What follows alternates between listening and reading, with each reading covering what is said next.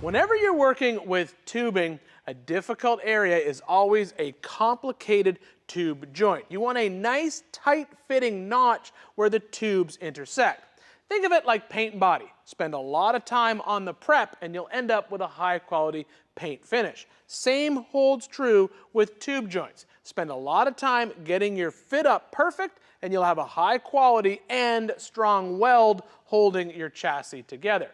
Now there's nothing that's going to replace just time with the tube getting it to fit perfectly, but there are some tools that can make the job a lot easier.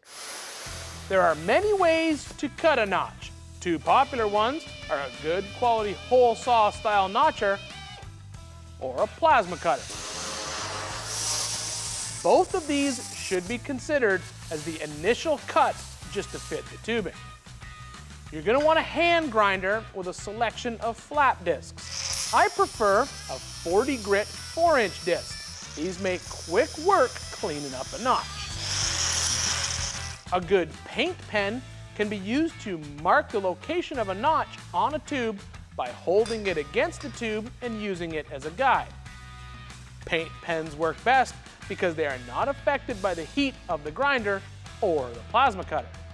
A selection of carbide burrs, a die grinder, and a small air-powered cutoff wheel will help cut tacks to remove the tube.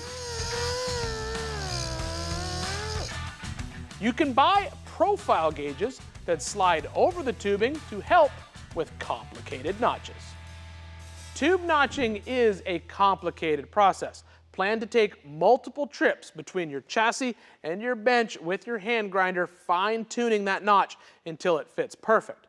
Another tip I can give you is always start with the most complicated notch. On this chassis, for this tube, it intersects two pieces of tubing, so I ran the tube long and just spent time fine-tuning this notch. This one's more complicated than this simple notch up at the grill shell. If I'd started here, there is a chance that by the time I had this end fitting correctly, my tube may have been too short.